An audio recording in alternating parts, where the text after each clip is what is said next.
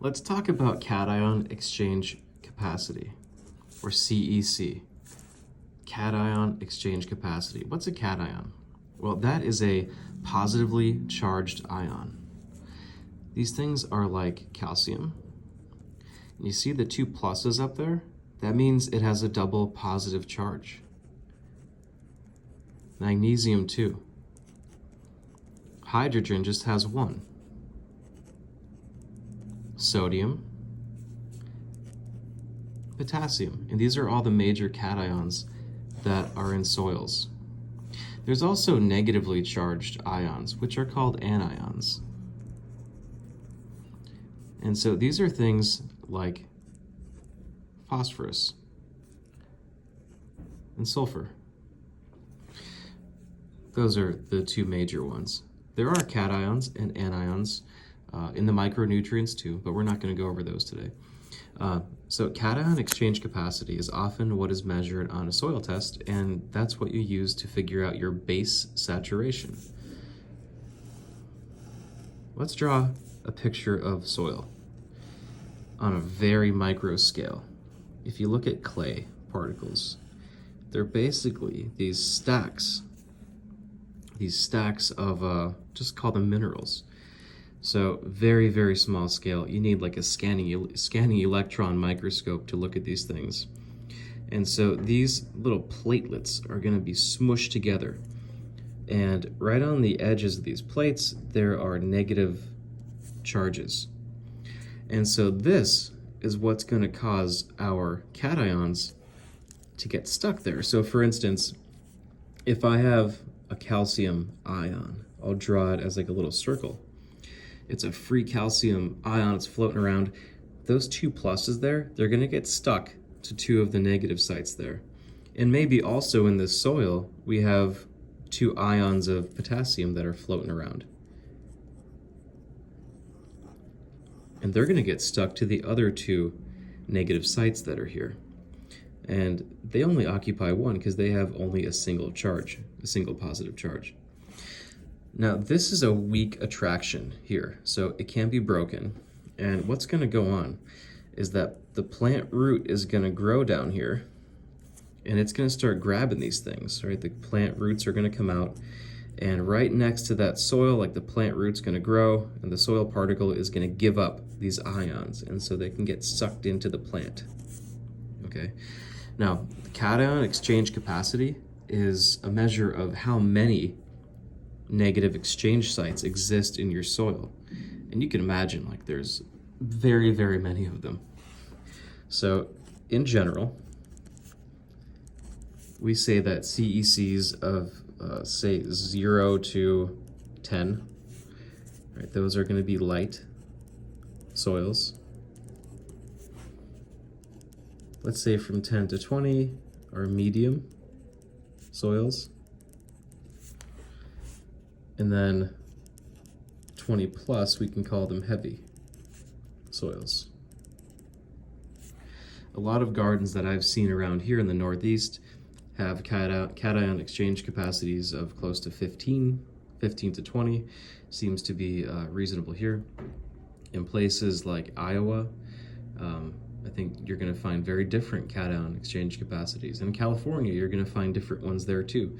And it's really based on the physical makeup of that soil. And whenever soil people say, yeah, my garden soil is heavy, then what they're saying is not like the soil weighs more than other soils. They all weigh about the same, about 94 pounds per cubic foot. What they're saying is that they have a high CEC. So this is for mineral soils. What about organic soils? Big question mark. Suppose you're growing coconut coir or peat moss.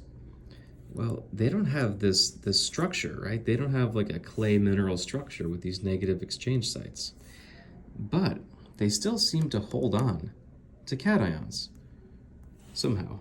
I'm not sure if anybody really understands how or why this happens, but the work that I've done specifically with coconut coir, it shows that they do, in fact, these organic soils do have the capacity to hang on to these nutrients somehow.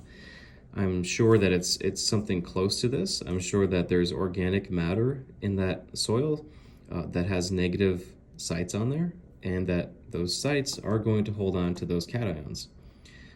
I have performed soil tests on the organic soils, and I do compost making based on those tests also.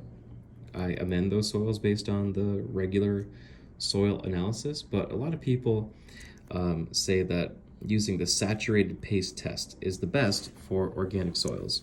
And so whenever I order a soil test, I like to do the malic 3 acid extraction and a saturated paste test.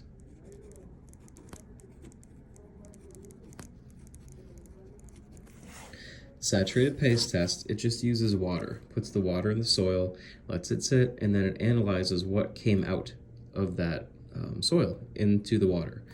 And so that's going to give you an idea about what kind of minerals are available to you when you're growing in your coconut coir or your peat moss or whatever potting mix you're into.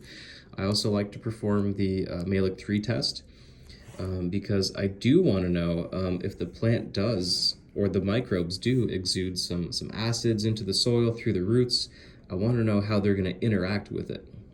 So I like to use both those tests for the organic soil, and for natural mineral soils that we would call dirt, I would say using the malic 3 test is just fine. And so that's the way farmers are going to do it.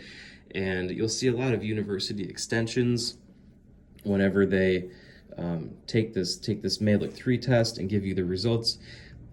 They don't often report all the important information from the soil. So you want to make sure that they're going to report to you the CEC, calcium, magnesium, sodium, potassium, and the hydrogen.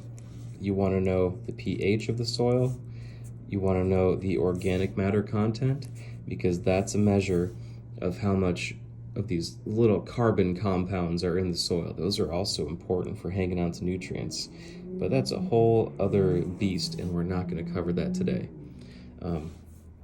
And you want to know about the anions that are in the soil, and you want a complete micronutrient makeup. So the things that I'm looking for: copper, zinc, manganese, iron, and I also like to measure silicon. And those are some of the primary micronutrients. There are other ones though. So that is, in a very quick nutshell, what CEC is, why we like to measure it, and what it's actually measuring. So if you have any questions, just let me know.